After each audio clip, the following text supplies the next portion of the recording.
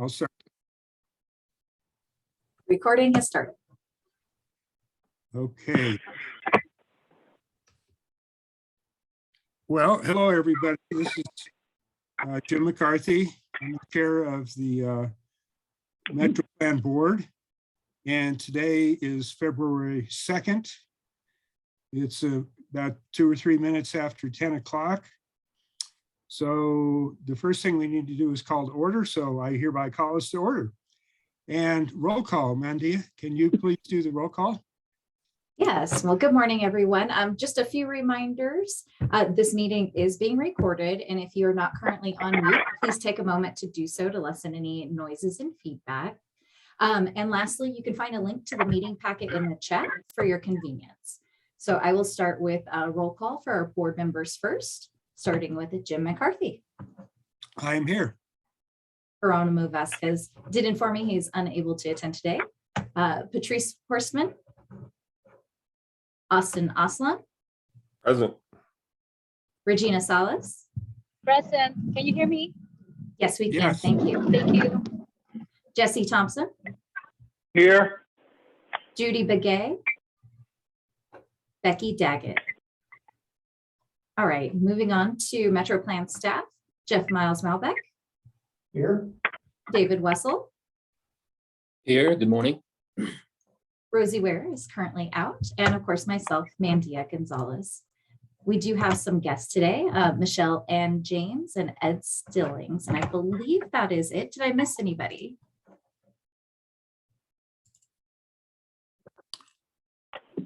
Mandia, do we Sounds have like- anyone that wants to make public comment? Not that I know of. And Michelle, you didn't want to, is that correct?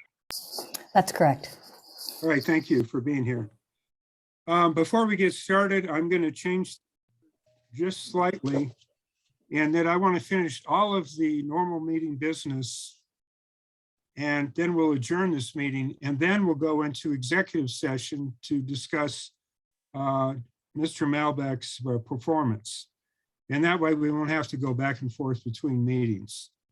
So we'll finish everything except item Roman numeral 3I, and then we'll adjourn. Then we'll do executive director performance review. Other than that, we're going to go right down the schedule as it is. Now, Mandia, I sent out a couple of suggested changes to the minutes, and you sent those to the board. The only thing was that it said agenda, and we changed that to meeting minutes, and then spelled out a couple of acronyms just so the uneducated like me could know what we're talking about. So does anyone have any comments or a motion to approve the minutes?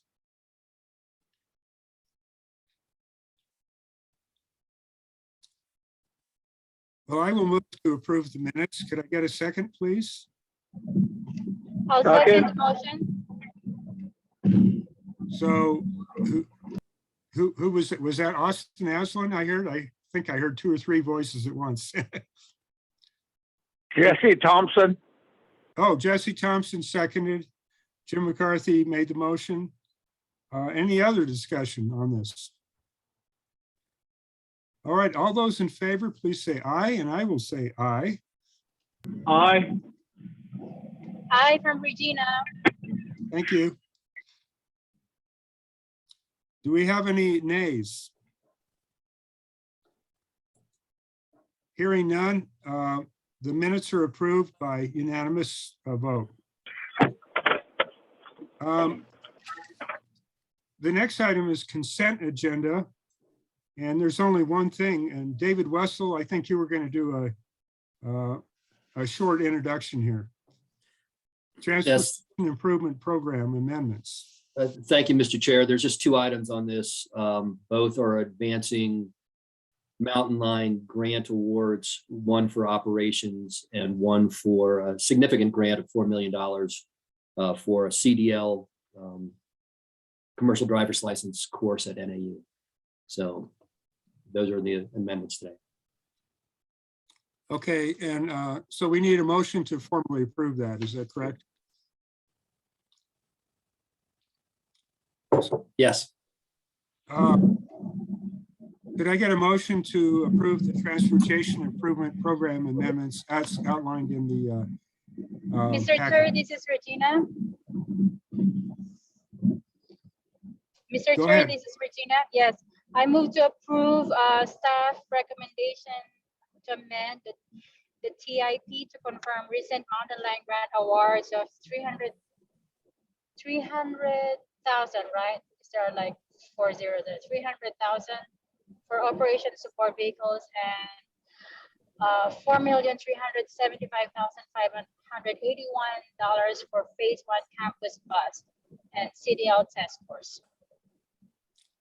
Could we get a second?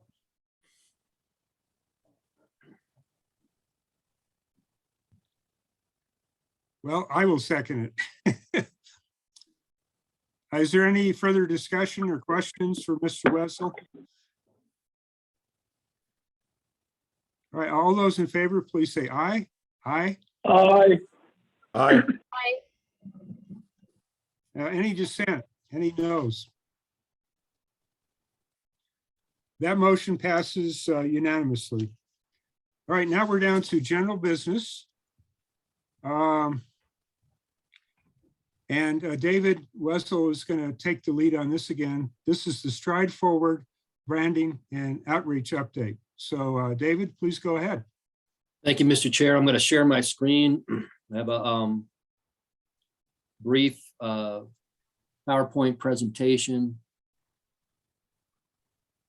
And I'm going to run through this relatively quickly for you. Can everybody see the screen? We can see it. Excellent.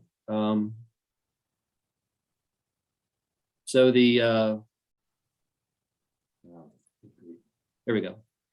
The branding, the public involvement process for Stride Forward, our regional transportation plan, is really hitting its stride. Pardon the pun, or pun intended. Stride Forward is our brand for the plan. And as part of the plan, as you know, we have the two scenarios. One is onward, which is staying the course with existing plans and land use, both on transportation and land use. And then the more ambitious upward scenario to really see everything that it's going to take in the realm of transportation and land use to try to reach our carbon neutrality and other goals like equity and housing. The branding comes complete with messaging language that we're employing on our website and press releases and other materials. Here's a couple of examples for you. Our social media campaign is up and running. We've sent a postcard via email to over 200 stakeholders and champions, and asking them to spread the word. We're going to put stuffed backpacks for the, I think it's the Cotulla Agassiz race coming up later this month. Over 300 postcards will be going out. We have more that we'll do at live events. Here you can see our Facebook page that is up and running, and the first posting that's out. And we'll be sending routine posts on a fairly regular basis on Facebook, Twitter, and Instagram. So all of that is up and running. We'll be monitoring that. Our Mandia Gonzalez has done really incredible work on getting our webpage together. You can see it here with the Stride Forward language. I think I've walked through the webpage with you before, but it has links to our surveys and has links to documents like the literature review, the socioeconomic profile, and the survey that you'll be hearing more about here in a moment. We have an online survey now that's digging deeper into some of the results we got out of a random sample survey to look at factors behind people's preferences for community types and why they see cars as a necessity, safety. And we look forward to developing more online surveys and getting even more information. We have almost 200 responses. This went out, I think, on Friday, and we already have 200 responses. So we're feeling pretty good about that, and we'll be prompting people to do more.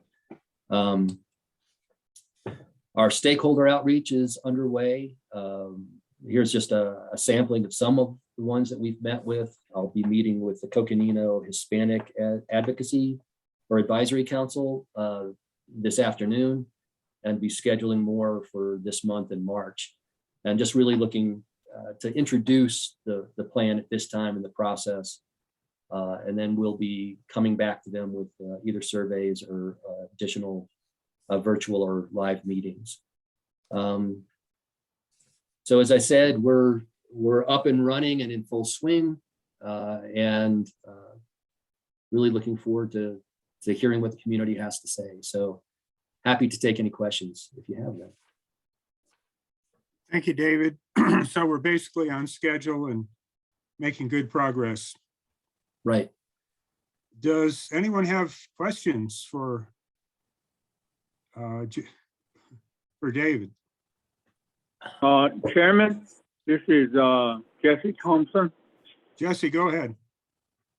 Dave, you've made some presentations to various organizations, and at the end you said and others and or more. Does Native American Community Action fall in that area under that more title? Yes, it does. And they're on my list to call and work to get scheduled. I know they do a lot of transporting of people as well. So thank you very much, Dave. Yeah, that's an excellent point in terms of some of the medical transportation and other stuff. Even though that's not one of my introductory questions, it's certainly something I want to follow up with them on. So thank you, Member Thompson. Thank you. Any other questions? Right, we don't have any formal action on this one. This was just kind of. So, Dave, the next item, United Planning Work Program, an amendment there too. That one is yours also, and we do have an action item on this one. Yes, thank you, Mr. Chair, members of the board. The action today is looking to amend the work program, and this is really recognizing a couple of actions that the board has already taken and codifying them administratively. So last month, Director Milebeck talked with you about the downtown mile and transitioning funds from West 66, the Lone Tree Traffic Interchange, into the downtown mile project. And I think it might have been the month before that, we had the grant award, the mini grant award to the city for the transportation toolbox. I believe we were calling it the Vehicle Miles Traveled, or BMT calculator at the time.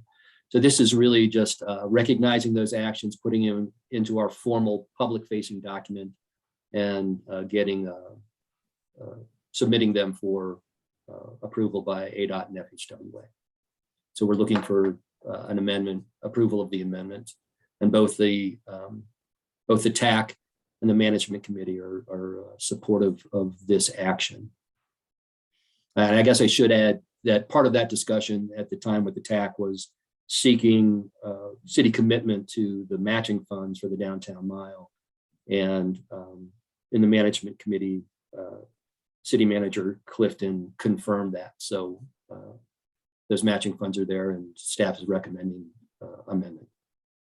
So Dave, I know what the downtown mile is, but just in case some of the listeners don't know, could you just briefly tell us what that is? Thank you for that question, Mr. Chair. So the downtown mile is roughly a half a mile, 3/4 of a mile on either side of Milton Road or City Hall, where there is a cluster of projects, many of them transportation related. The Rio de Flag is at the center of this, but then there's also the Mountain Line Downtown Connection Center. There's pedestrian connections associated with the Rio de Flag, as well as one west of the Milton Road Railroad underpass. The railroad running through there, coordinating that with the Rio and the Lone Tree overpass. And then there are implications for all of that with the Milton Railroad bridge as well. And so this downtown mile project would really work at coordinating all of those together. They've been doing some pretty good work in achieving that so far, but there's some technical work that really needs to happen, and this will help bring that together. So, Mr. Chair, thank you. Well, thank you. And for the minutes, please note that Geronimo Vasquez just joined the meeting at about 17. Yeah, there's a good graphic on And that. actually, so did I, Jim, about 5 minutes ago. So. you may Oh, want to okay, Patrice, indicate thank that. you. Thank you for joining. We're on item Roman numeral 3, item B as in Baker. Any other questions or discussions for Dave on this item? So could we get a motion to, Regina has her hand raised, I noticed. oh, thank you. Thank you. Regina, please. Yes, thank you, Mr. Chair. Before I make a motion, I just want to make a comment that I attended the meeting before the holidays, the meeting about Rio de Flag project with the Army Corps, BNSF, the city, and Mr. Mouse was at the meeting too. And at the meeting, it became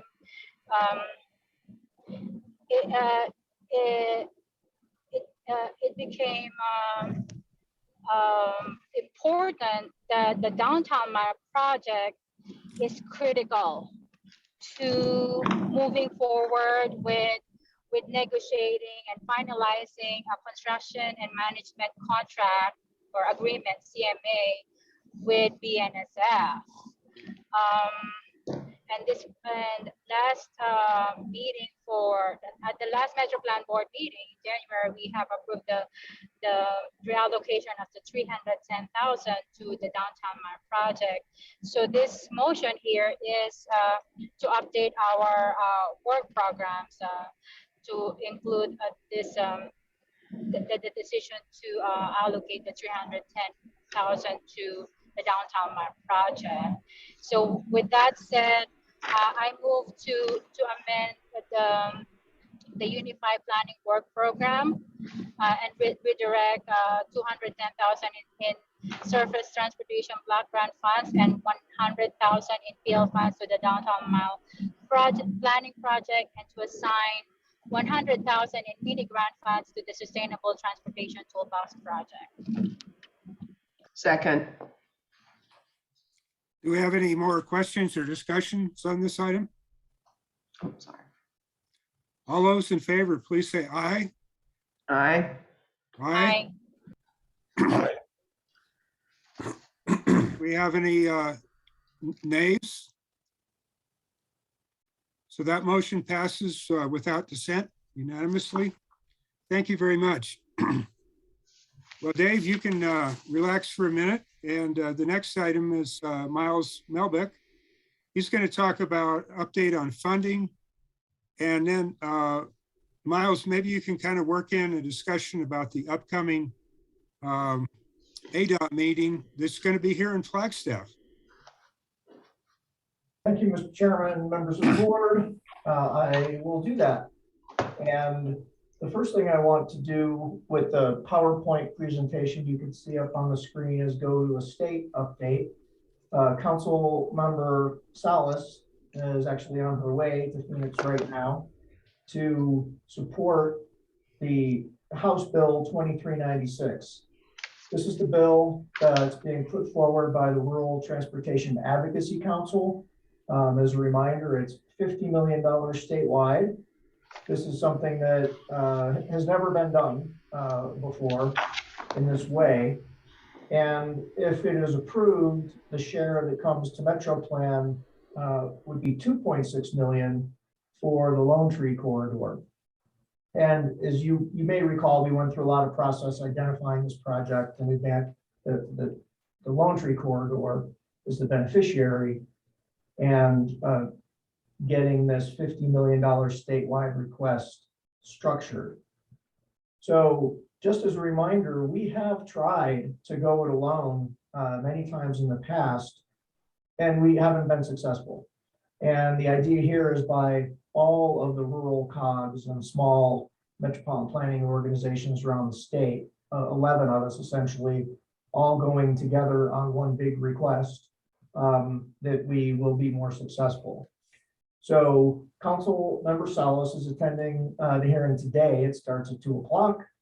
And Kevin Adams, he may be here or come in to be able to answer some questions. He's the director of RTAC.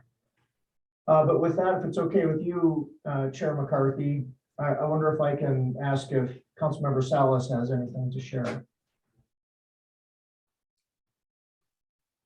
Regina, anything?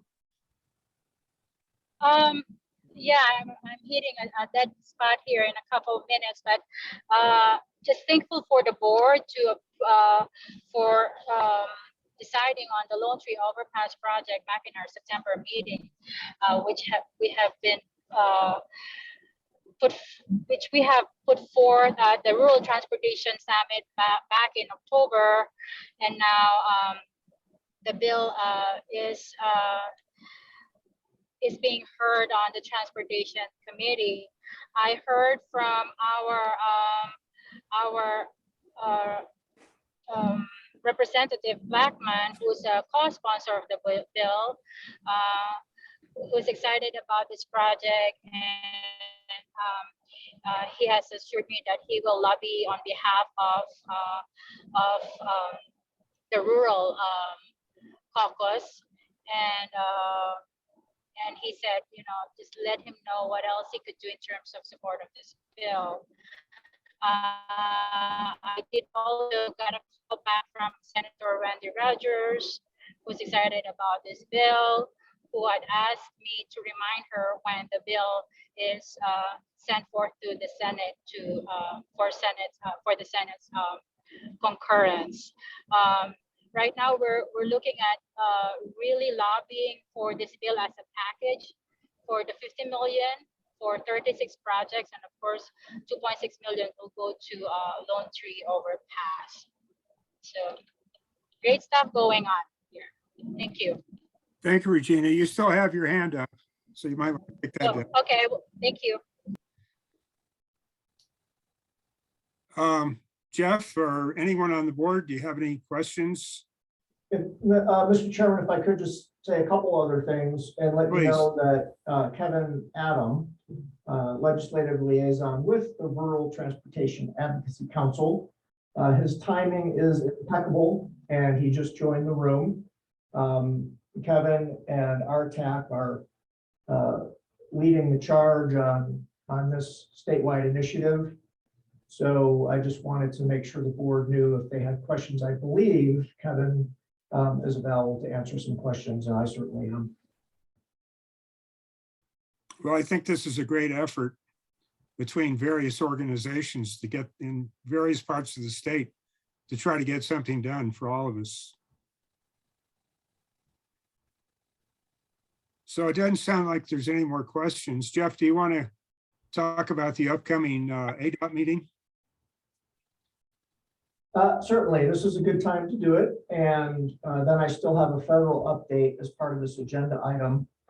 The State Transportation Board typically comes to Flagstaff each April. And this year, they posted a calendar. They're going to be here February 18th. So just a couple of weeks. And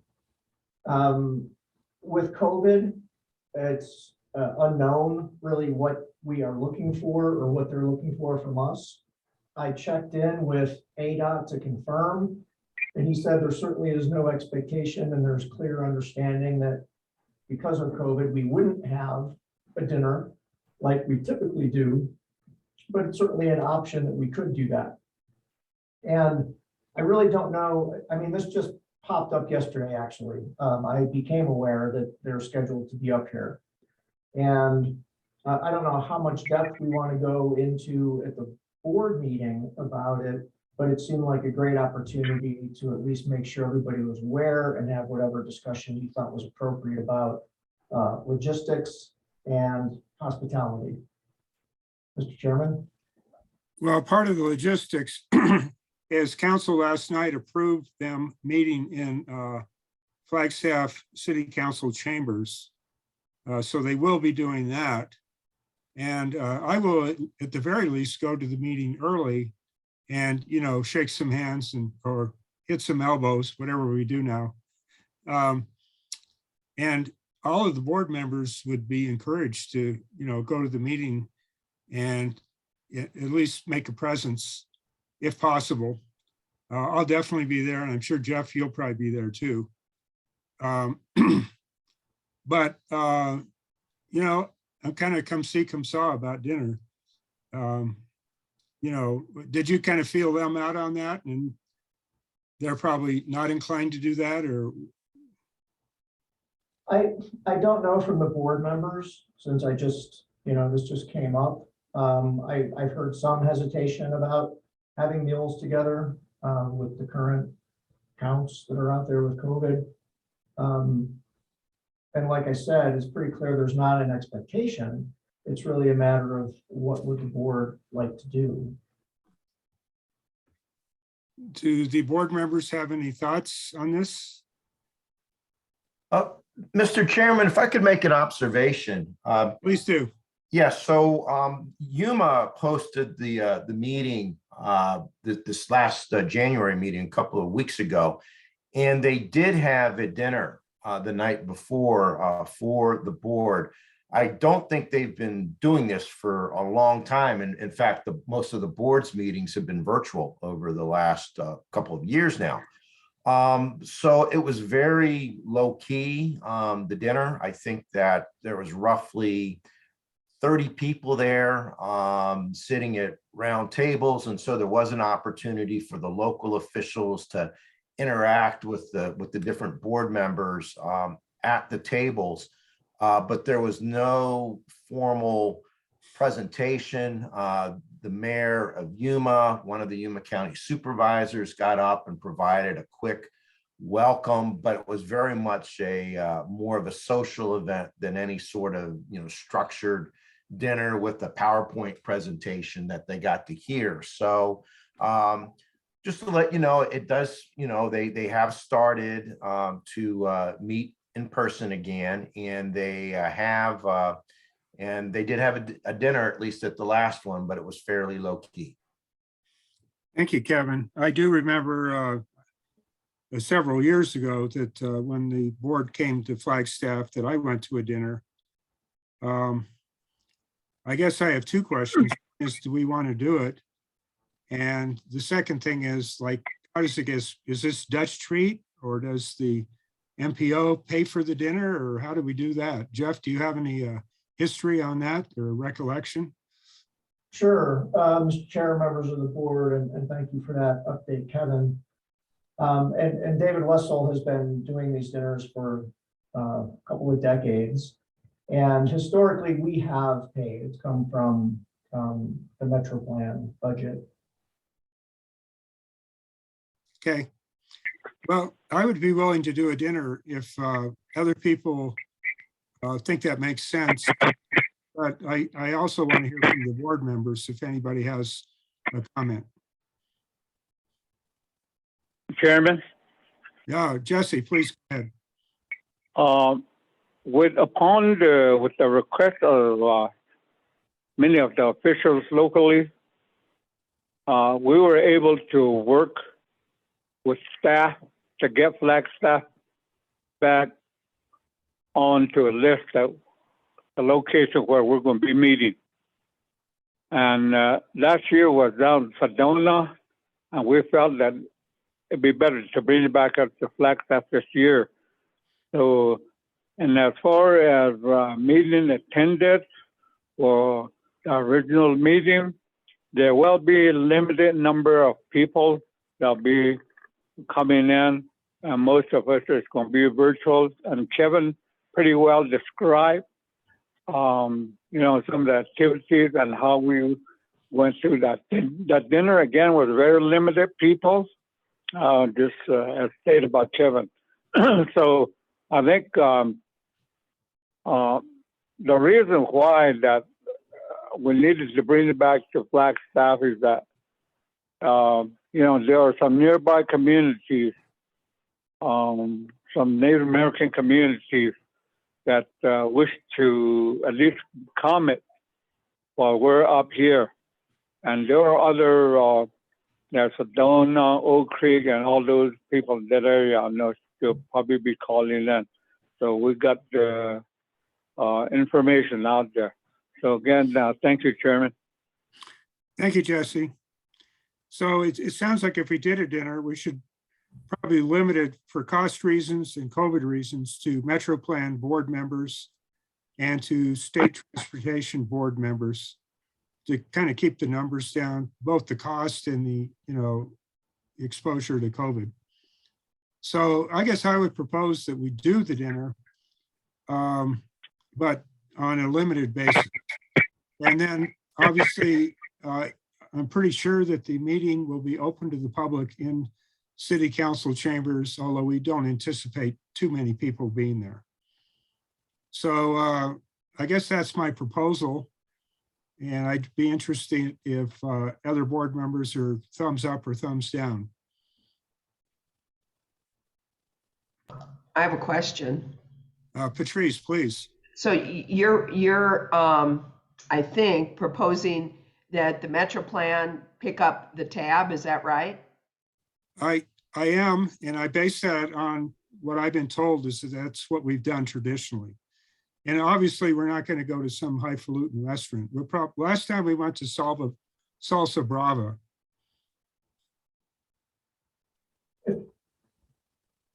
If I could, Mr. Chair, and members of the board, Please. we did have an event at Reardon Mansion the last time the group came up, and there was a formal presentation. We invited maybe 30 plus people. And then in years past, there have been some pretty extravagant presentations that and events that David Russell has organized, and it's kind of ebbed and flowed over time. I think right now, given the shift that's happening and the short notice, that what you described, Councilmember McCarthy, is something that we can do. We just have to find a venue. And I hear you suggesting that we have the State Transportation Board and the Metro Plan Board invited, keep it a pretty small group. Is that what I'm hearing? Right, and it sounds like you're saying that we would not do a formal view graph presentation or anything like that. This is just kind of a get to know people, very informal, which is important. Mr. Chair, Yes. I don't think this is a good idea. I think there's going to be too much collateral damage.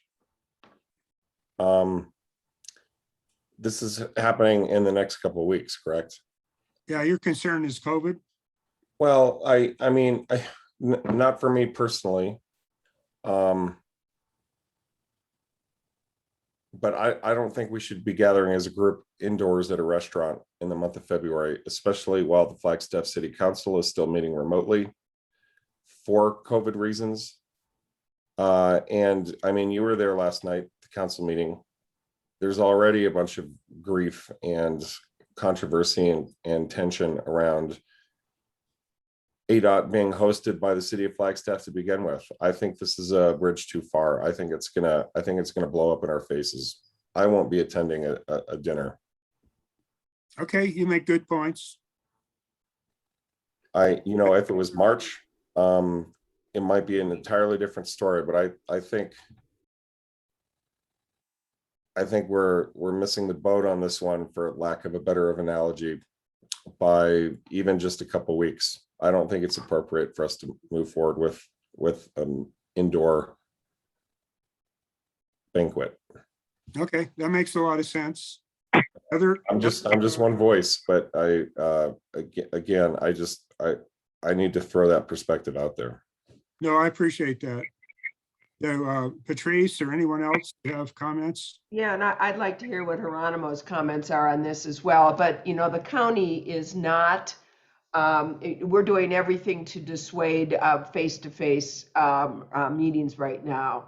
And I agree with Austin that, we're the leaders and we're supposed to be setting the example for the rest of the community. And so I have some concerns about meeting at an indoor restaurant. It's too bad it's so darn cold up here, but I have some concerns about meeting in an indoor restaurant as well. Yeah, out on the patio at $18.99, it would have been a really nice compromise, but it's just not available to us right now.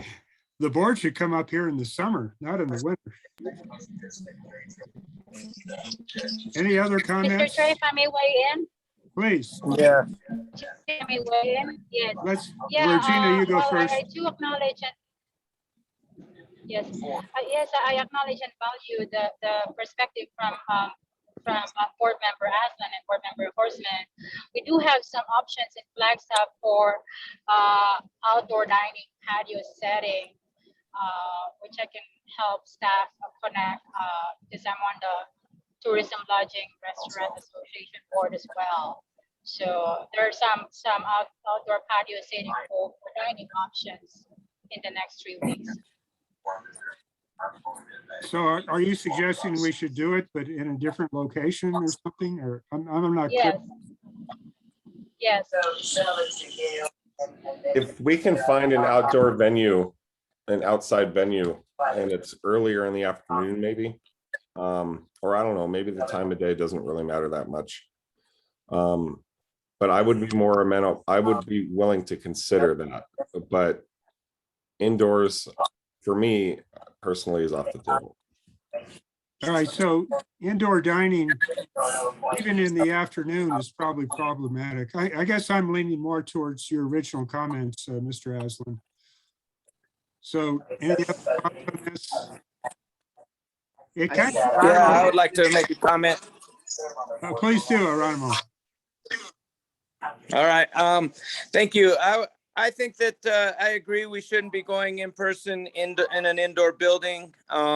If we were to dine outdoors, that'd be great. But if the weather continues where it is, I'm not willing to sit outdoors in a 30-degree weather. So we might want to just push it back just based on weather and also the numbers coming down some.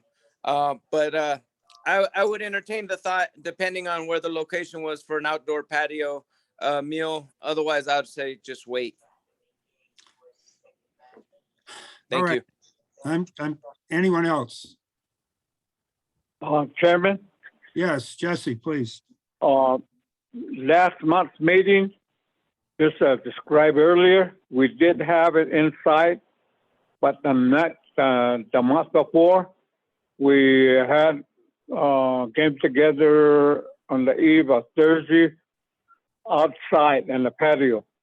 So we've done it both ways so far, but I suggest that maybe you work directly with the ADOT staff, people that have been contacting you, and just keep them updated on what we decide to do here.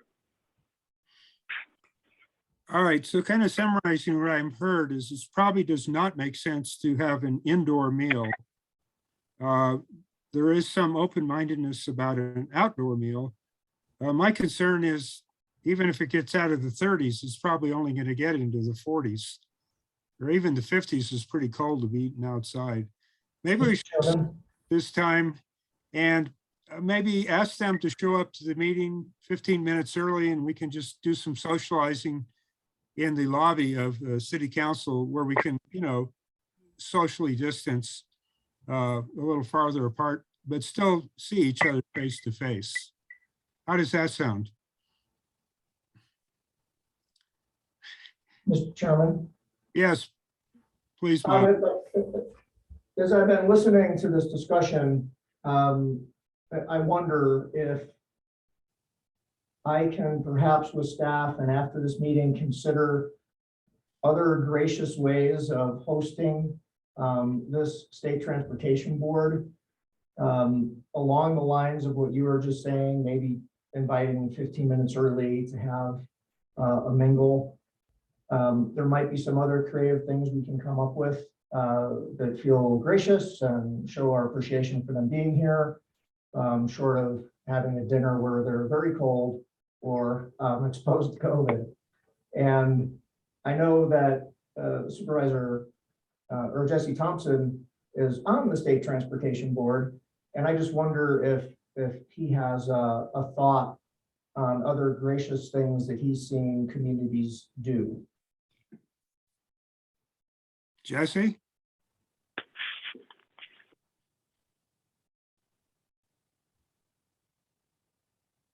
Mr. Thompson, do you have any suggestions?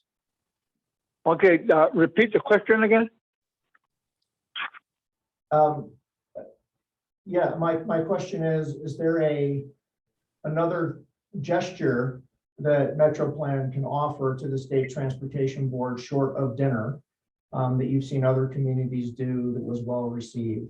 Councilmember McCarthy suggested arriving at the State Transportation Board a little bit early to welcome them. I thought there might be other ideas you had.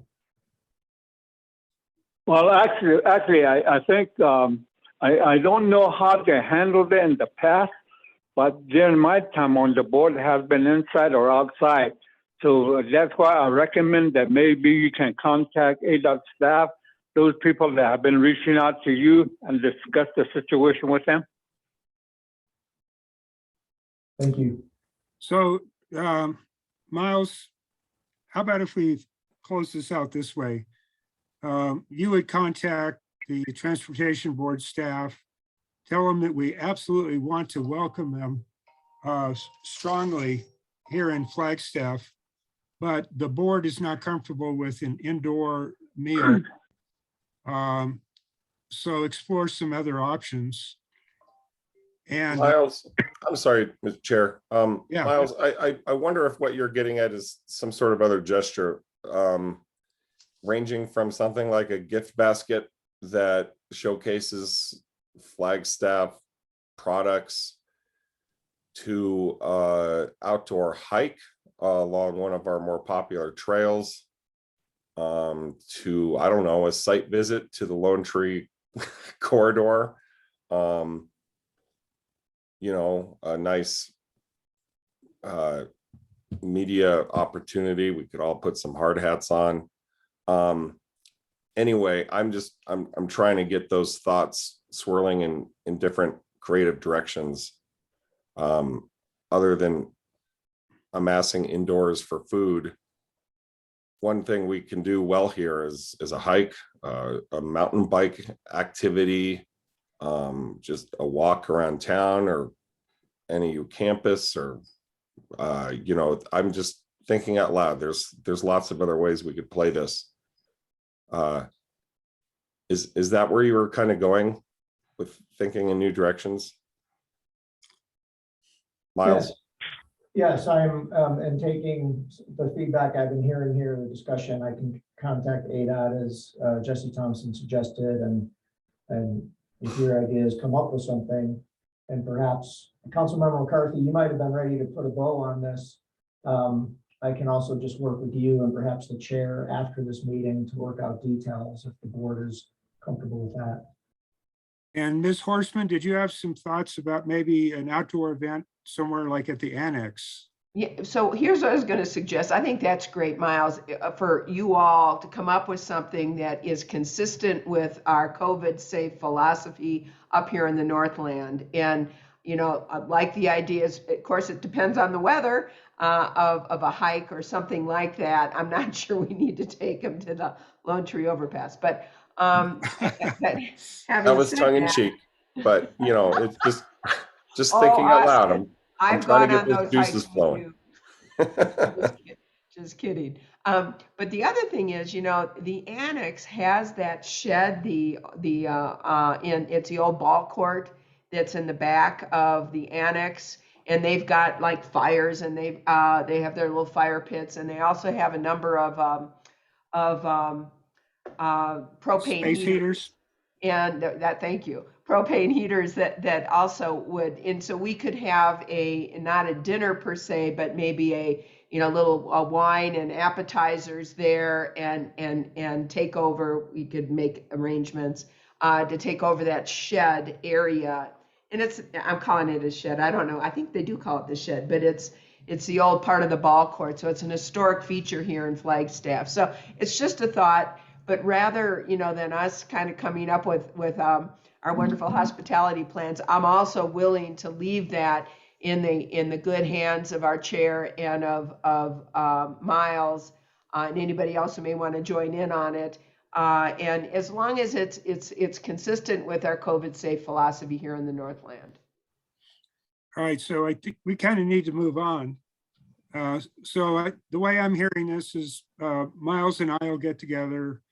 We'll come up with something that the Transportation Board is in agreement with. It will not be a sit-down dinner indoors. It'll be primarily outdoors, or possibly just meet them a little early in the city hall or whatever. But the main idea is we have to be consistent with COVID. And the other thing is that we do want to show them a lot of respect and thanks for coming to our city. I think we all agree on that. So are there any more comments, or can we move on? So Miles, I think you were going to talk about some federal funding, and then I think Regina had some comments in that regard, discussion she's had with O'Halloran's office. So Miles, take it away. Thank you. So that was just the second slide of my overall update, and with the state first. And I want to provide an overview, again, very briefly on the bipartisan infrastructure law and some current events that have come up and some next steps. So bipartisan infrastructure law, IIJA, Director Halakowski at ADOT has called this, he's combined them into BILJA. So I'm calling it bill more than IIJA. Roughly $550 billion in new spending. And there's just a quick slide here that I showed a month or two ago, even with all the new programs that are included, just to give you a sense of scale. Overall, major opportunities and some key points. Formula funding, which is funding that's distributed per capita, population base. There are increases in those programs and there are new programs. And then discretionary funding. There are many new programs, and MetroPlan is eligible for some. Our member agencies are eligible for others. And I have an inventory slide at the end, which talks on some of these. The purpose of this presentation today, my intention anyway, and of course the board can tell me if they want to take it another direction or an additional direction, is to give you an update on some things that have happened. So first of all, I've highlighted in yellow that really everything that's happening is contingent on a continuing resolution being passed. It expires the same day that the Transportation Board is coming to Flagstaff, if not continued. So funding needs to be authorized. Exactly what the timing is on how bill will unfold remains to be seen. However, there's a lot happening. So just in the past few days, the RAISE grant, which is it used to be the Tiger grant and the Tigger grant and the Build grant, and it just keeps kind of changing names. We, this community, have applied for RAISE grant funding in the past. Most recently, we, in this case, we being the city of Flagstaff, submitted an application for the downtown mile planning, and it wasn't approved. And that's one of the reasons, since that project is so important, that MetroPlan has moved money towards it. However, the NOFO, notice of funding opportunity, came out just this week. So yesterday or the day before. So there's opportunity to apply again for that funding. A guidebook was published, I think yesterday. And this morning, electric vehicle charging toolkit was released about 9 o'clock in the morning. So there is a lot that is happening. And what I would like to focus in on here today in terms of something that is really timely and specific to Metro Plan is one of the programs that's been around for a long time called the Surface Transportation Block Grant, STBG funding. And again, I highlighted in yellow, since about 2010, the apportionment to Metro Plan has been flat, about 466,000. And there's a change with this new with bill, which is a 50 to 200,000 population band has been created. So we have standing for the first time. And I'm going to get a little bit wonky here, and I appreciate you bearing with me. I'll try to say it as clearly as possible. But I've done some rough math, rough meaning I don't know exactly what the numbers are that we're going to be pulling from here in terms of population and how it's distributed. But I roughly estimate our share should increase to 1.2 million. So close to perhaps tripling. And the important thing is other formulas are tied to this one.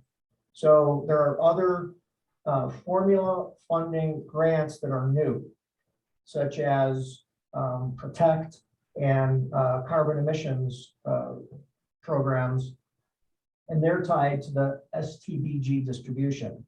So it's really important that we, in my opinion, that we get this one right and we get some handles on it.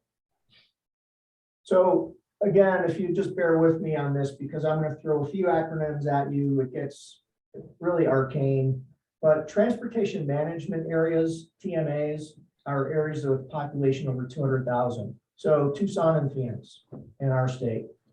And they get a direct federal distribution. So it says in the Federal Register, Tucson, X million dollars. Non-TMA MPOs, okay, long acronym, but basically populations like Metro Plan that are 50 to 100,000, there has been no standing in the past. The state has redistributed funds.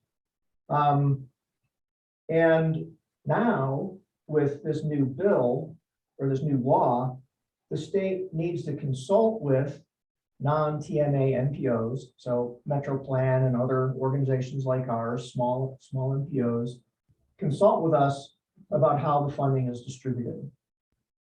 It still seems to be laid out that it's going to the state first.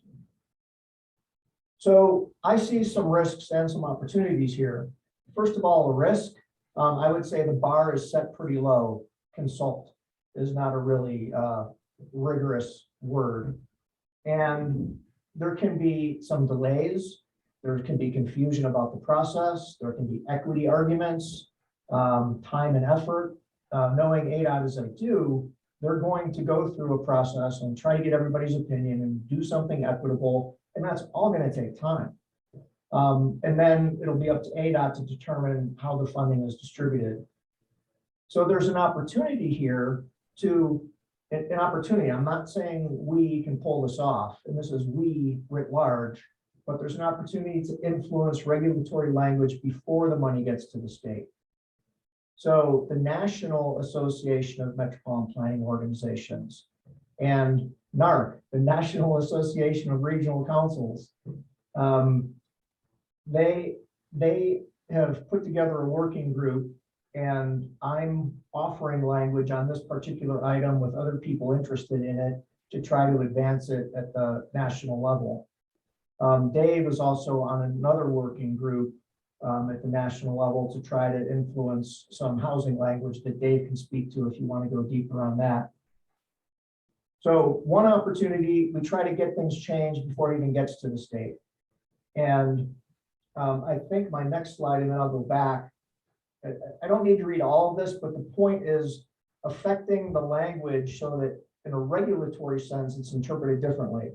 And basically what it says is, we would like to see the Federal Register published to say, Metro Plan, X amount of money.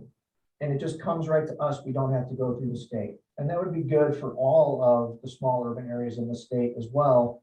And arguably it'd be good for the state, because then they don't have to deal with the hassle of negotiating, being the arbiter of a process. So we'll see how that goes. And I'm going to stop and take a breath here after this item and see if there's questions on it. But still staying on this particular item with STBG, the State Surface Transportation Block Grant, we're looking to create a task force of peers. So other MPO directors all teaming up. And this includes MAG and PAG as well. And all making a joint recommendation to ADOT, and here's how we would like to see the process play out. It's really taking the lead on it instead of just waiting for ADOT to do something that we respond to. So that's something that my peers are working on doing. And then the third one is the Rural Transportation Advocacy Council. And again, Kevin is here. I want to recognize again that Councilmember Salas is on the board, Supervisor Vasquez is the alternate to the board. They both participate actively. But the Rural Transportation Advocacy Council may put together a package or recommendation, again, just to make sure we stay on this. So I know that's a lot, but this slide ties to the two things I just said. I apologize for not sharing it before. I think I should take a breath and stop here and see if there's any questions or comments, Chair McCarthy.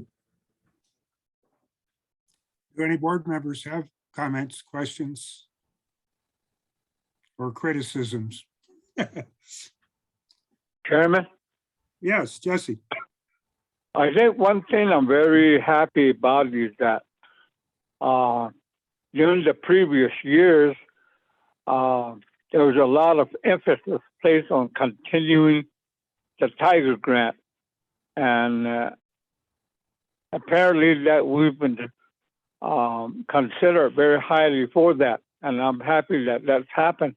Yes, right now there's some information that even ADOT is now waiting for to have a better picture of how we're going to move on this funding.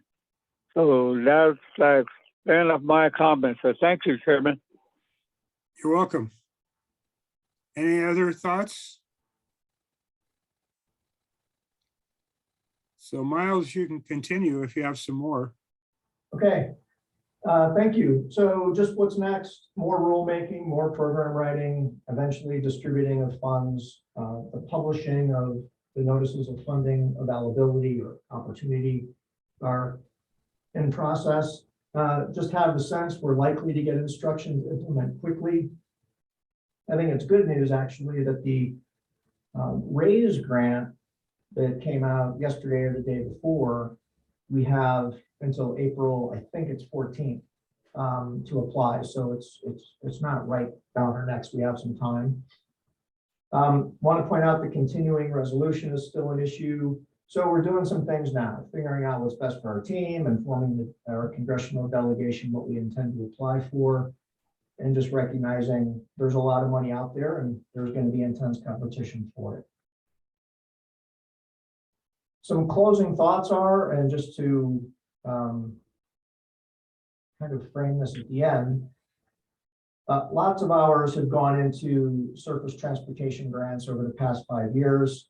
The results, excluding airports and transit, since they really have their own folks pursuing them.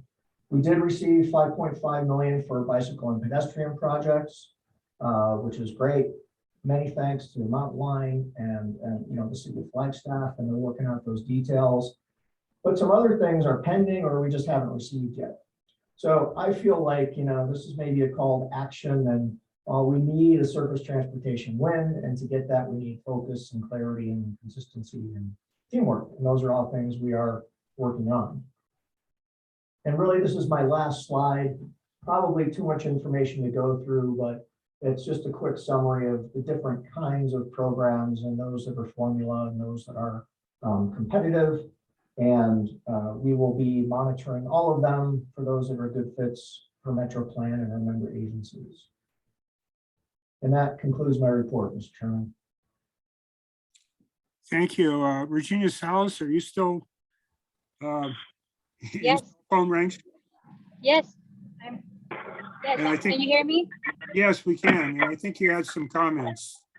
Yeah, well, in addition to the update provided by Mr. Miles.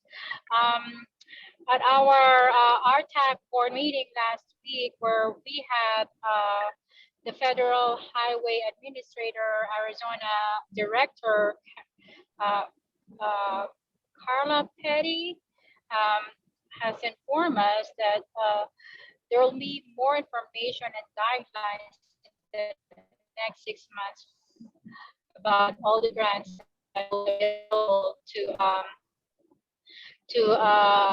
metro plans and MPOs, COGS, as well as counties and towns. Also at that meeting, Kevin Adam, our RTAC Executive Director, presented the new support funding from, I think it's from the governor's office, called SMART. It's the state matching assistance for rural transportation projects. So it's 50 million, one time 50 million. 40% will go to counties, 40% will go to municipalities, and 20% will go to ADOT. So that's a pot of money where the state could provide state matching funds for federal grants opportunities in support of counties and municipalities and towns.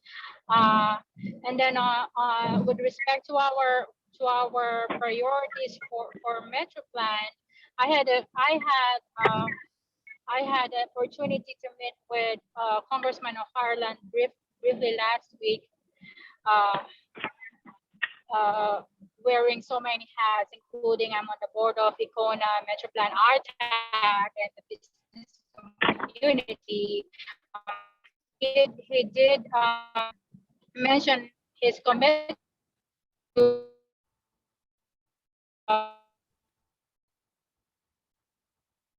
for JW Powell Corridor and JW Powell Extension. All right, Virginia, you're starting to break up a little bit, but I think we got 98% of that. Any other comments?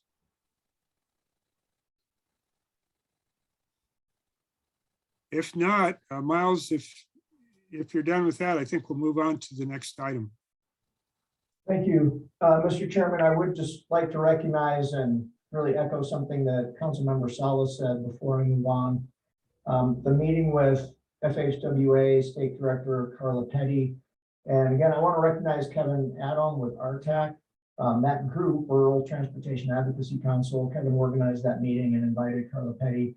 And, you know, when we all get together as Greater Arizona, it's good for all of us. So just want to thank Kevin and Councilmember Salas for participating. All right. The next item is the sustainable transportation, the toolbox update. Thank you. And so I'm having a little bit of trouble with my computer here. If you give me 1 minute.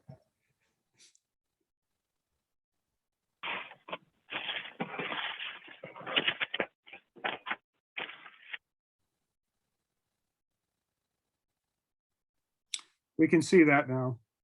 Okay, I'm scrolling down to the next item of attachments.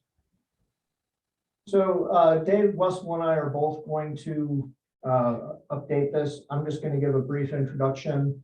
It was a couple of months ago, the board approved awarding funding to the sustainability department at the city to develop a sustainable transportation toolbox.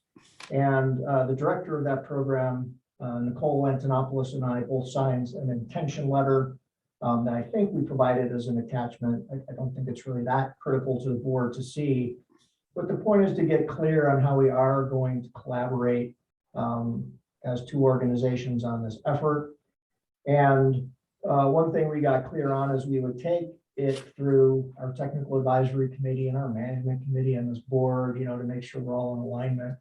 So Dave and Wessel and Jenny Neiman, primarily from sustainability, have put together a scope of work that goes into a lot of detail on what is going to be accomplished. And we're asking the board to adopt that scope, really just for the record. And with that, I'd like to see Dave, if you have anything to say or add. Yes, thank you, Miles. Thank you, Mr. Chairman. The strategy for this, developing this toolbox is twofold. Kind of from a management perspective, you may recall that MetroPlan is going to secure the grant and work cooperatively through this letter of intention with sustainability. From a content perspective, we see this really as this two-step operation, and the mini grant is going to pay for the first step or phase one.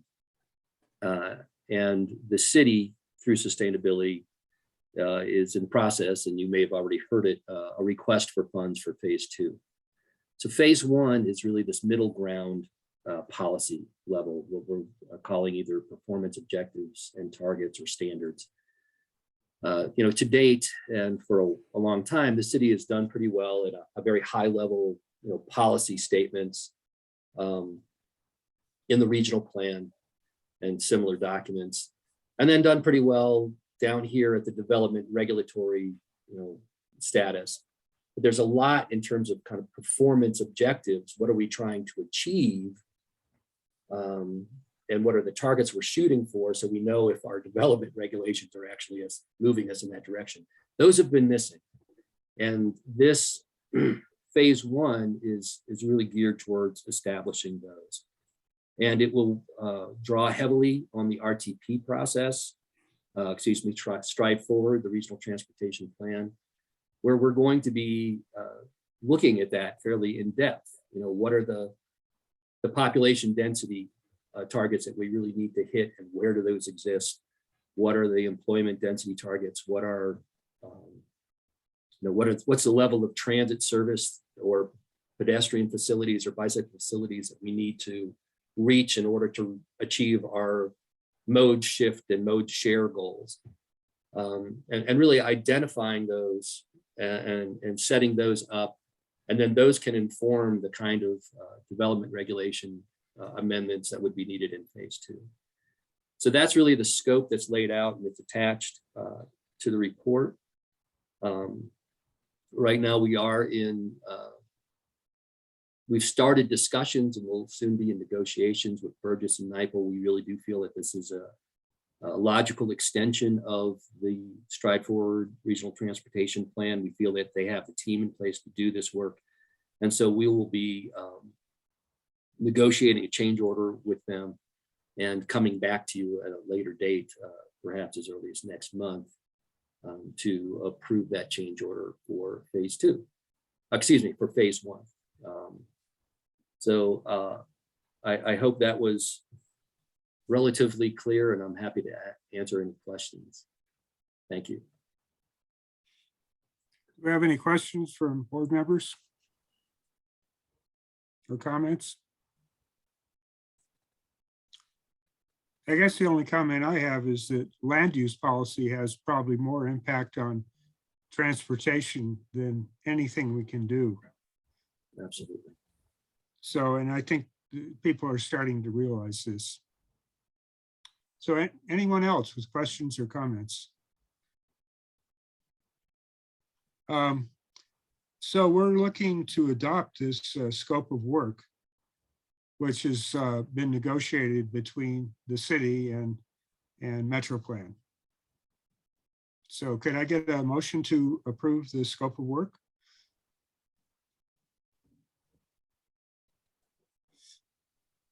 Patrice. I so move that we approve this scope of work as presented. Thank you, Ms. Horstman. Do we have a second? Sure, I'll second that. Austin Aslan seconds. Any further discussion? All right, all those in favor say aye, and I say aye. Aye. Aye. Aye. Do we have any opposed? Hearing none, that motion passes without dissent unanimously. So the next subject is the Lone Tree Overpass. And Miles, I think you were going to take the lead on this one. And thank you, Mr. Chair, members of the board. I am putting the staff report up on screen, and I'd like to frame this a bit. And as you know, as you may recall, I like to continue to challenge us as an organization with questions like, what is our role as a Metro Plan? What's our highest and best use? How can we best serve our member agencies? You know, and often these questions are more philosophical in nature. We have guiding principles that we adopt, such as we're focused and we speak with one voice and we lead regional partners, lots of things like that, but they're still somewhat philosophical. And this Lone Tree Overpass project, and the reason I brought it forward for discussion is because it's a real example. You know, it's where the rubber meets the road, whether that's a Vibram sole, a tire, or a car or a bicycle tire. And it's where questions of how Metro Plan best serves are put into context.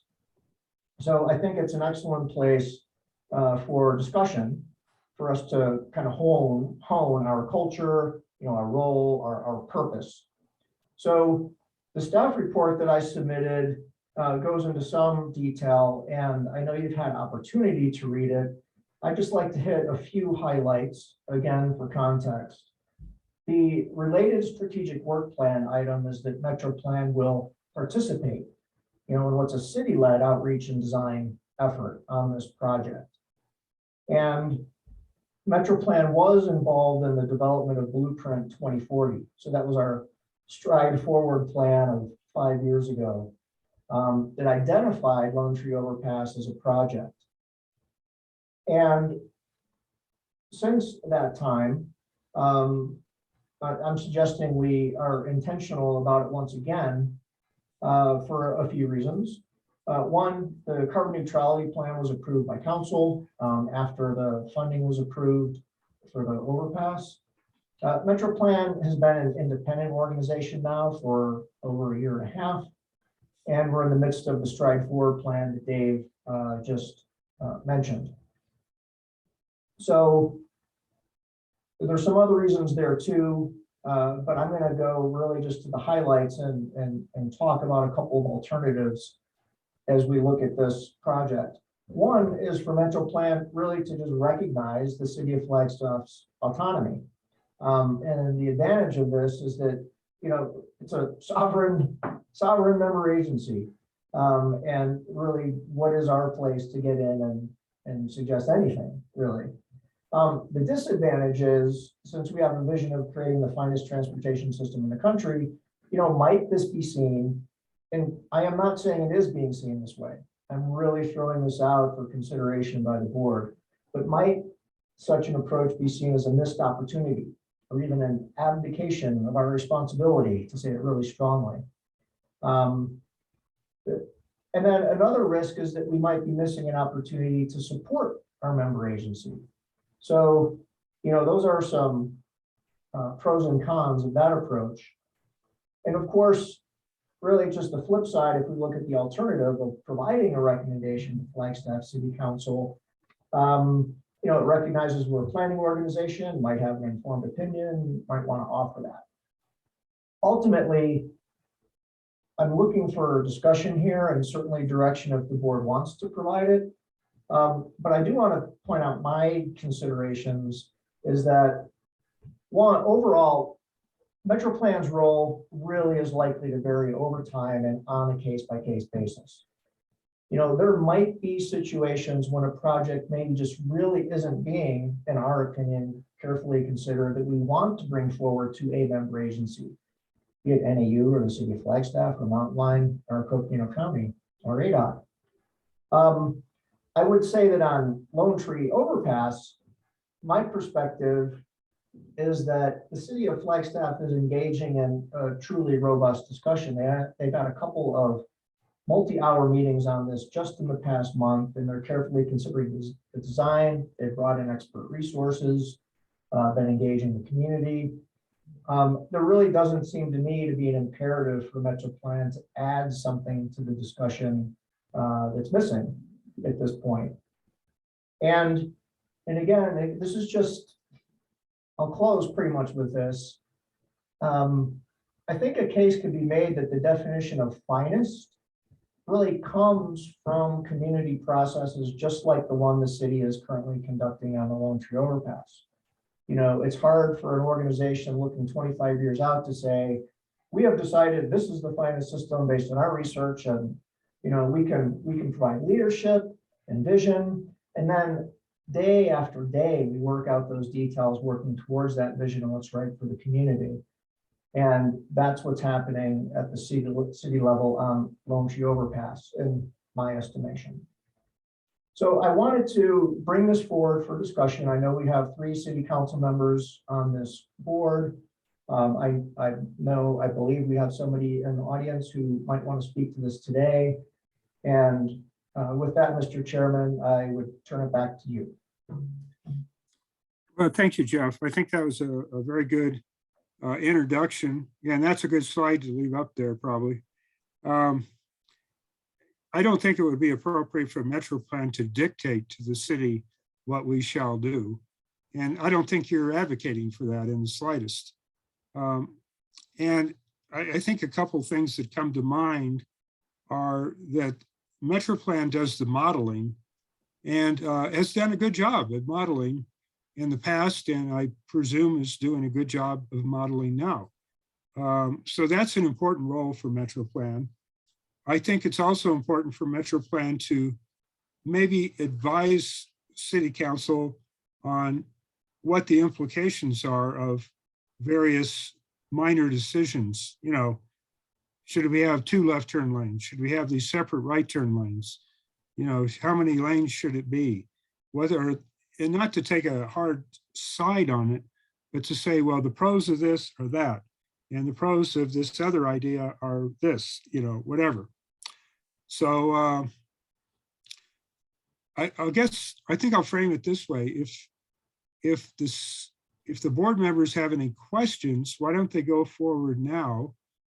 And then we'll go to see if we have any public comment on this.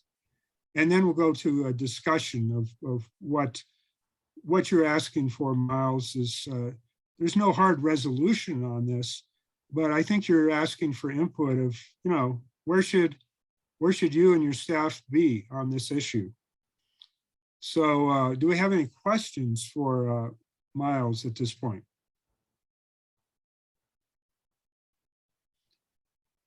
Not hearing any. Do we have any public input from Friends of Flagstaff Future or anybody else?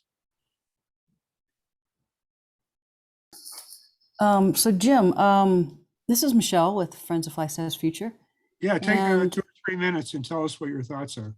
Yeah, and I've written lots of letters to council about our concerns, and we're really concerned about the bike and ped crossing safety, and we're concerned about that not really being adequate in the larger alternatives here. I mean, the larger intersections, alternatives 1 through 4, and there's lots of detail I could go into about why and what we're looking for, but the council, as you know, Jim, but the council really seemed to be in favor of alternative 5 with the smaller intersection. There was some discussion about maybe having an additional left turn lane added in there if that improves safety. And so the people like Friends of Flagstaff Future and I think Flagstaff Bike Organization was all on the same page. Would really like us to apply different metrics to measuring what makes a good intersection. For instance, the summary you have here that's up on the screen right now contains some metrics, but it doesn't talk about safety of bikes and peds. It doesn't talk about how people with disabilities or elderly would get across these intersections. And all of this is obviously very important. It's a link to the carbon neutrality plan, and actually reducing vehicle miles traveled. And so we were really happy to hear about the micro grant that's going to start looking at how to calculate VMT for Flagstaff. We think those are all really good steps. We're concerned that this, if we put it in a big intersection here, that's going to impact the city for a very long time and potentially impact the ability of bikes and pedestrians to cross this intersection, and it would cause a kind of a barrier to the bike and ped infrastructure and movement and increase in use of those modes of travel for the city for the long term. So because it's such a big project, it's got obviously very long-term impacts. So that's it in summary. So I'll stop there. Okay, thank you, Michelle. So let's open it up to board discussion. And I guess there's really two issues here. The first is definitely what's the role of MetroPlan? And then I don't know if we really have time to get into all the details of which plan is the best. But what I did hear from Michelle, amongst other things, is that maybe we need some more analysis on, how does the bicycle get through this intersection? Can they go straight through? Do they have to go through a crosswalk, et cetera? Those kind of issues. So any thoughts from the board? Jim? Yes, Austin, please. So I look at this illustration and what I see is one road with 5 intersections right next to each other. It looks like a real nightmare. No, I'm joking. I'm not sure that traffic's going to travel very well along there. So I want to thank our public commenter for Michelle. Thank you for you and F-Cubed really being at the forefront of bringing this tension to bear and making sure this conversation is happening.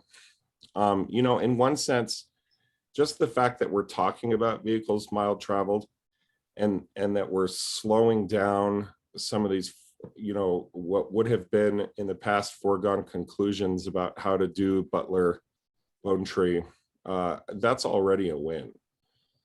I think it sets a new precedent and a new pattern for us moving forward.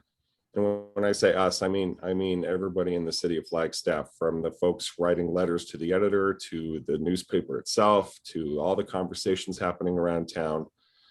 It's just a refreshing new type of conversation that is occurring. So don't ever lose sight of the fact that that is already a big paradigm shift. And in one sense, it's a big win. And I don't want to relitigate our marathon meeting from a week ago here. What I'm more interested in right now is hearing from you, Miles. Is there something specific about this Lone Tree Butler project that is causing some sort of philosophical angst? Or has this been a question arising in your mind that's a long time coming? And when you think about this from that angle, are you anticipating there's going to be more tension with other projects that you've never experienced before, and you're grappling with this way? How do we just move forward with anticipating this is a part of the new normal? I'd like to hear a little bit more from you in terms of that context, like where we've all come to MetroPlan's objectives and goals and mission statements over time out of our collective past understanding of MetroPlan's role in not just Flagstaff, but each community that you serve. And I'm just wondering if, again, just to summarize, if this is a real flashpoint, a new type of touchstone, if this is specific to Lone Tree Butler, or if this has been building for a while now, or if it's just in anticipation of similar types of tension coming up consistently in the future now. Chair McCarthy, Councilmember Aslan, thank you for the question. And I'll just answer directly first. There's really two ways to answer the question, but the first one is our strategic work plan says participate in a city-led effort. And as I watch the effort that's going forth, it's robust. There's a lot of dialogue. I don't feel, as MetroPlan's executive director, that there's really that much for us to do. If we're asked to talk about modeling, as Dave Wessel did, or something like that, or invited in, then I think we should be, consider that and be responsive. But I'm definitely not saying something's missing here and we've got to get involved. I don't think that we do at all. The second way to answer the question is, it's just, to me, this is a bigger leadership question. We are a new organization. We work with all of the member agencies. We don't have a lot of positional authority or influence. It really comes from how we do our jobs, how we work together, how we support.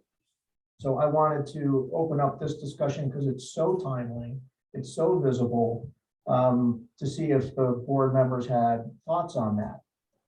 I didn't really know, without having this discussion, if the board might have said, you know what, or a board member might say, I think it's critical, get in there. And then another one might say to the other extreme, you know what, stay completely out of it, or somewhere in between. And I just really wanted to engage the discussion with board members. Does that answer the question? A little bit, and just to reply real quickly, I think the answer to your question is inherent in the fact that you have the self-awareness to ask it. I'm not concerned about MetroPlan's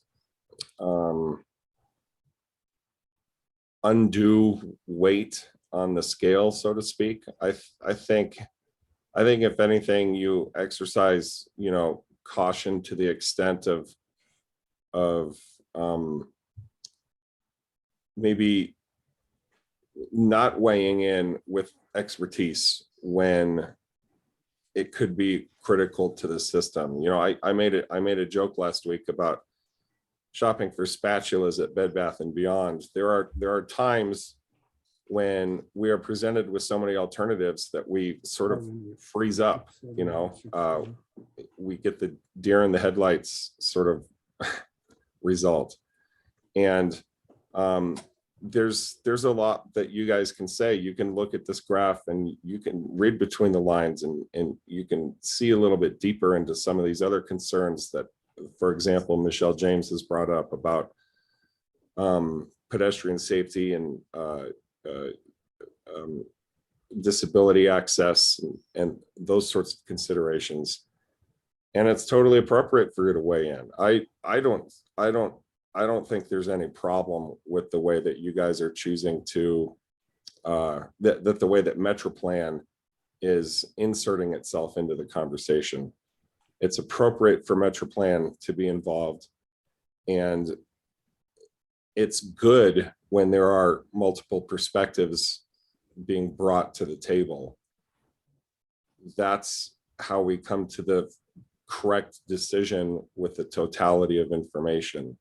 And it's important for MetroPlan to embrace that role. I'll let others talk now. Does anyone else have a thought?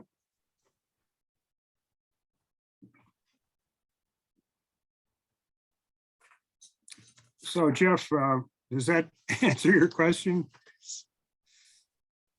It does. Yeah.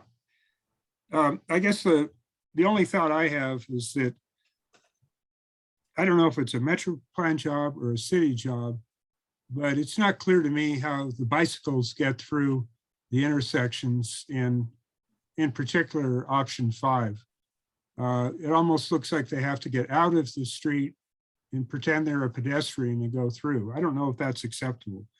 I mean, I'm sure for some bicyclists, that would be good, but for like professional or advanced type bicyclists, they might want to ride right through the intersection. And I guess the question is, would they have that option? I think they would, but I'm not positive. So anyway, do we have any more thoughts on this one? If not, we're kind of running late, so we probably should move on. All right. Thank you. Let's move on to the transportation survey. And who's taking the Miles? You're going to take the lead on this. I think a quick overview is absolutely worthwhile. And I would say that I read the survey, not every line, I kind of skip read it, but the executive summary is very interesting. And anyway, Jeff, take it away. Thank you, Mr. Chair, members of the board. I know we are getting short on time. I am asking the board to adopt this survey report. And as you pointed out, Mr. Chairman, everybody received a copy. I'm going to hit some of the highlights here. And it was really a values study that Metro Plan put forward under the Stride Forward moniker and Global Local Vision. Dr. Fred Solip is the person who's the expert who led the effort. Just quickly on methodology and as a reminder, we surveyed 674 people. This is known as a statistically valid survey. So plus or minus 3.9%, 95% confidence. And we actually hope to get more than 400 surveys outside the city so we could compare. We weren't able to get that many surveys. So the margin of error is higher. But all told, 674 for the entire Metro Plan region. It's a solid survey from a methodology perspective. And I'm gonna move pretty quickly here, and please just stop me if it's too fast. First question is, the importance of local features. We asked what characteristics are important to the community. Actually, providing a good transportation system was important, less important than a lot of the other items you see, ranging from developing parks and outdoor recreation to providing good schools. You see, Miles, I'm not seeing your screen. Oh. Thanks for telling me that.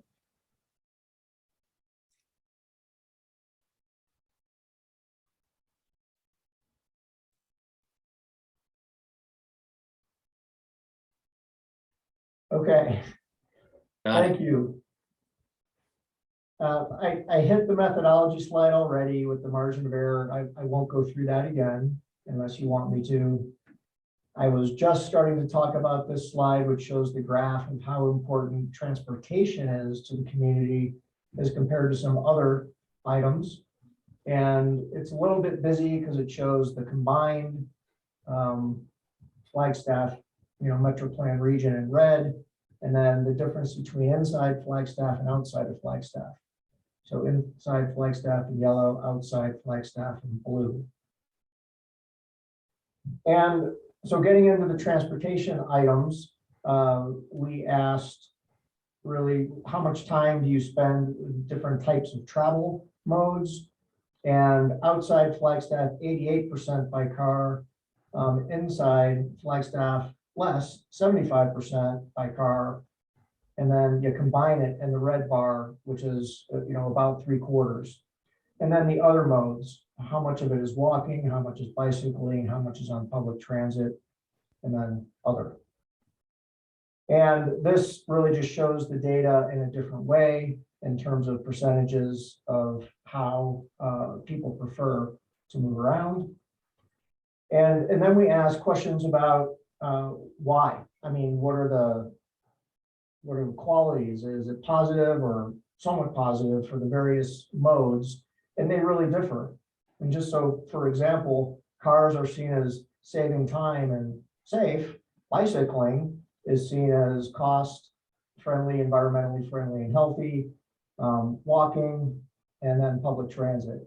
So the dark bar shows, what's a very positive perception of that mode of travel. And then we asked, so as you look into the future, how do you want to be traveling? And you can see this significant drop from 77% by car to 57% by car. So all the other modes move up.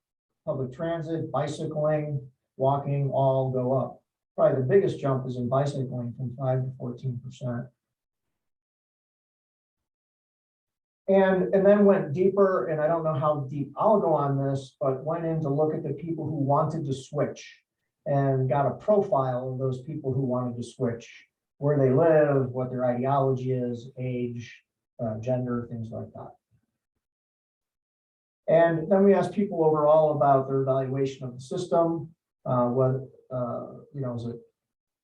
it very well meet their needs very well, or somewhat well, or not at all? And you can see the pie chart here. I believe it meets people's needs in combined Flagstaff and outside Flagstaff. And you can see the split. It's in your report. I don't know if you want me to spend much time on this right now, but there is some difference. And then in terms of transportation priorities, we asked what the priorities are, and you can see the range here from 8.2 for roads to 7.4 for bus. All still significantly high, but relative to each other, there's a difference. And inside and outside Flagstaff, there's also a difference. There's a larger focus on roads outside of Flagstaff, as you can see by the dark blue bar. And then we asked about climate change perspective. And this, as you might recall, was a controversial one when we were putting the survey together. And what it says overall is that 94% of the public sees climate change as happening, as an issue. But about 20% think there's little can be done. 75%, 3/4, think it's happening and it needs to be addressed. So, I mean, I'm not going out on a limb here to say this is a very strong endorsement, concern of the carbon neutrality plan and a call of a climate emergency. It is different outside of the city of Flagstaff, but it's still a significant majority who believe it's happening and want to do something about it. And question about how much climate change will impact the individual and their family. And ultimately, this is all documented. We'll use it as developing a Stride Forward transportation plan. And I know I went through it pretty quick. Mr. Chairman, I turn it back to you. Thank you, Jeff. One of the takeaways I got when I read it is that the people in Flagstaff are willing to live in smaller houses if it means it's more walkable and more bicycle friendly. Where in the outlying areas, that they're more interested in larger houses and less concerned about walkability and bicycling. So any comments from the other board members or the public?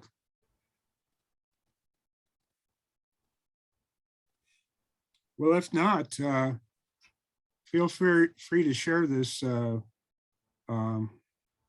survey results with the people you know. I've already gotten inquiries from people wanting to know how to find it.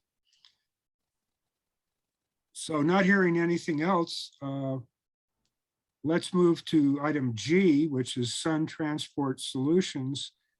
And Jeff, real quickly, I'll give you some news. Mr. Chairman, I'm sorry, could I jump in? I was hoping the board might consider taking action on the last item, transportation survey, if you would. See if you want to. I apologize, Miles. So we need a motion to adopt the 2022 transportation survey final report, the one we just went over. Could I get a motion to do that? Mr. Chair, it's Regina. Regina, you're still with us. Thank you. Yes, I'm still on the road. Yeah, before I make my motion, I just want to commend staff and for leading this effort along with Dr. Fred Sala for doing the survey. I also want to ask staff if it's possible. I heard there's a video related to the survey. If it could be made available to the public, perhaps uploaded on the Stride Forward website, and we can share it on social media as well, because I believe it's a valuable information that the community should have access to. With that said, I move to adopt the Transportation Survey 2022 report.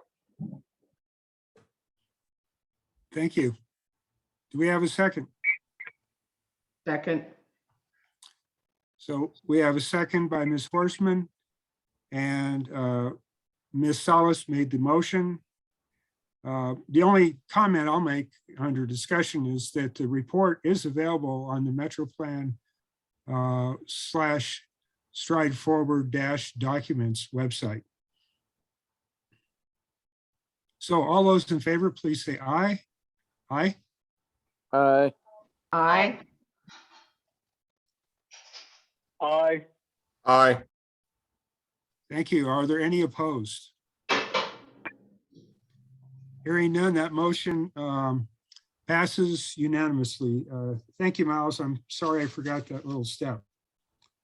What I was starting to say about Sun Transport Solutions, Miles, there's a meeting that you and you're going to talk about it in a minute, is coming up.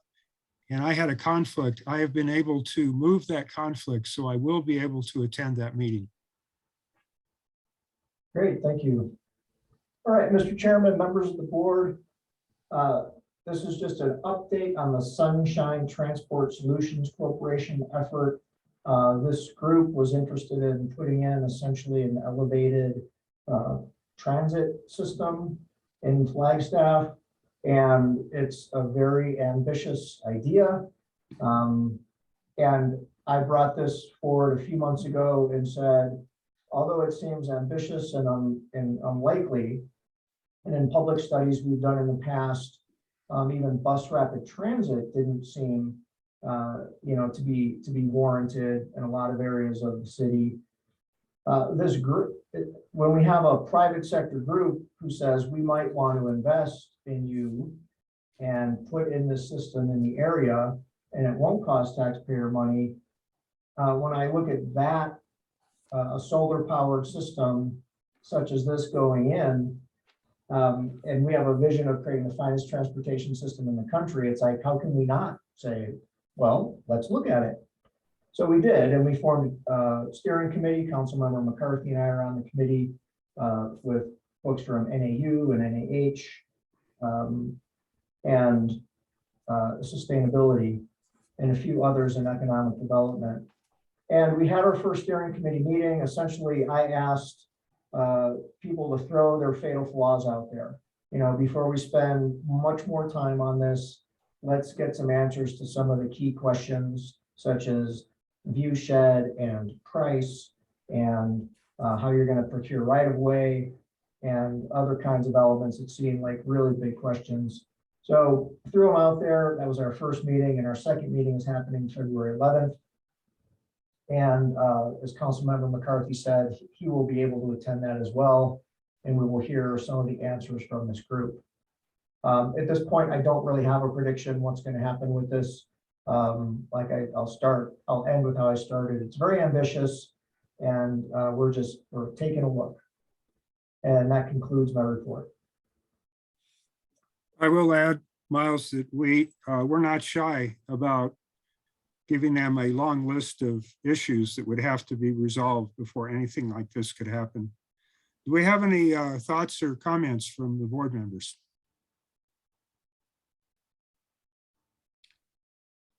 Well, I'm not hearing any. So let's move on to another quick update on Amtrak. Miles? Thank you.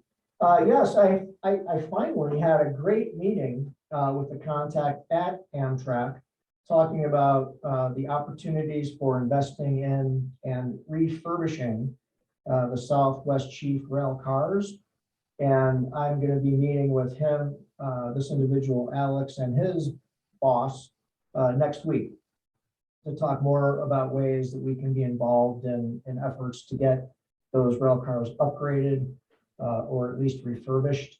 As a reminder, there's a small task force that was put together on this. And after I get a little more information, I'm going to call that group back together and we'll see what we can do about moving forward. There is funding available. We are not behind the 8 ball on this at all because Amtrak is still putting together their criteria for how they're going to apportion funds. So we'll just stay on it. And I wanted to give you a quick update. Thank you, Miles. Any questions? If I may, Chair. Yes, Ms. Horstman. Miles, we just had our Board of Supervisors meeting last night going over the infrastructure monies available and the infrastructure monies available for rail and rail service. Are there monies available within with the infrastructure bill to do what we are talking about in terms of refurbishing the chief here? Yes. And there are 2 pots of money. I would have to call up my notes to give you the right acronyms. And you're right, billions of dollars, but I believe one of them is 12 billion, another pot is 16 billion. A lot. So yes. Good. That's exciting. Thank you. That's very exciting news. Thank you. Other comments? Okay, we'll move on. And for those of you that joined the meeting a couple minutes late, item I, Executive Director's Performance Review, we're going to put that at the end. We're going to finish this meeting and then have an executive session on that issue. So now we're going to go to closing business and items from the board. So I'll go around. I don't have anything extra right now. Aranimo, do you have any thoughts or closing statements? No, sorry, everyone. I was assigned to a national transportation conference. I've been listening to both meetings, so I apologize not having anything to contribute to today's meeting beyond the comments earlier. But I just want to say thank you for everybody for their efforts, and I'm looking forward to seeing with the new infrastructure bill if there are any projects that may be potential down the road. So, thank you. Okay, Ms. Horstman. No, thank you. I appreciate the information and I'm excited about the Amtrak. So keep me informed on that, Miles. So thanks again. Thank you, Chair. Keep those wheels a-rolling. Austin Aslan.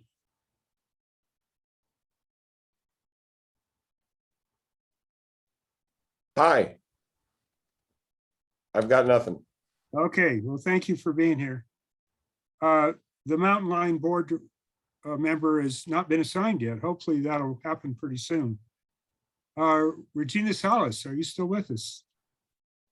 Yes, I am, Mr. Chair. I'm in Phoenix now and getting ready after our executive session, getting ready for the Transportation Committee public hearing for HB 2396. Thank you. We appreciate your help on that. And you dedicated your whole day to it. And we do appreciate that.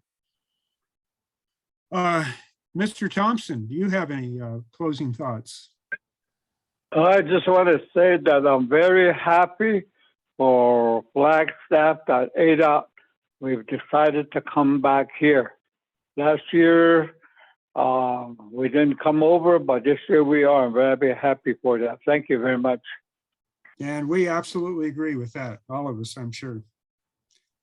I don't think I missed anybody. So I'll note that our next meeting is March 2nd, which will be virtual again.